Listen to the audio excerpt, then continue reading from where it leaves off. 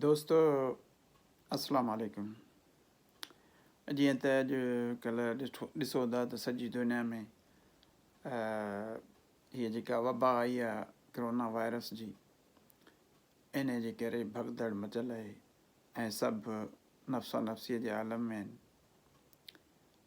ऐं मंज़र तमामु उहो ई आहे जेको क़ुर पाक में अल्लाह ताला बार बार ॿुधाए थो त क़यामत जो ॾींहुं थींदो, हर कंहिंखे पंहिंजी लॻल हूंदी, को बि कंहिंजे कमु न ईंदो।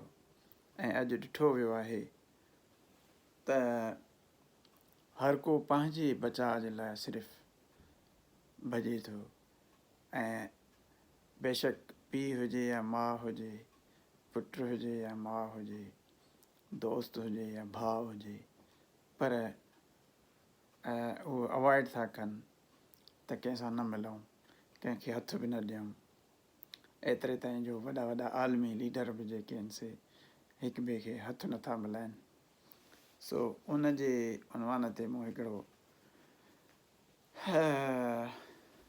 शाइरी लिखी आहे जंहिंजो उनवान आहे किरोना।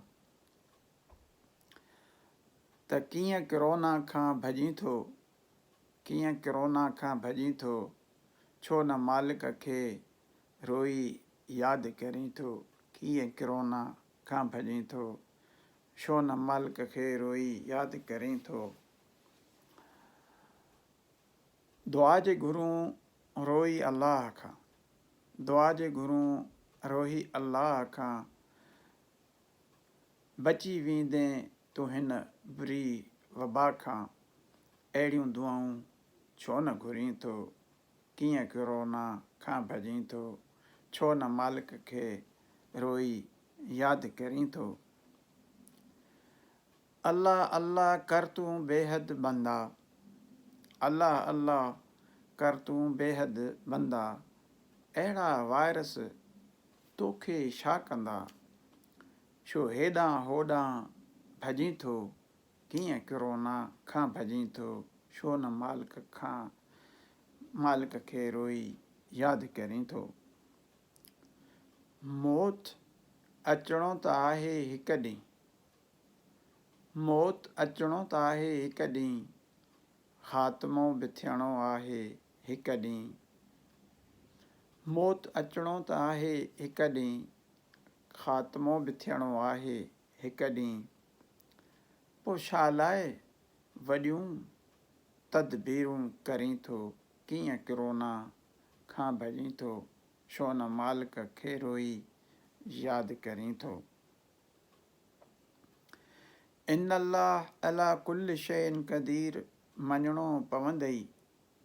इन अल्लाह अला कुल शैइन क़दीर, मञिणो पवंदई। क़दुरु हर शइ जो करिणो बि पवंदई, क़दुरु हर शइ जो करिणो बि पवंदई।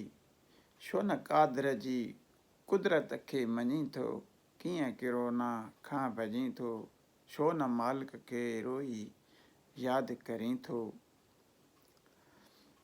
गदाई तूं बि वेही हियो हंडाए, गदाई तूं बि वेही हियो हंडाए, कुंड कुर्श में वेही सभिनी खे ॿुधाए, कुंड कुर्श में वेही सभिनी खे ॿुधाए। कुल नफ़्सुन ज़ाइक़तुल मौत खे छो न मञी थो, कुल नफ़्सुन ज़ाइक़तुल मौत खे छो न मञी थो। कीअं किरोना खां भॼी थो, छो न मालिक खे रोई यादि करें थो। सदाईं गॾु दादा। अस्सलामु अलैकुम।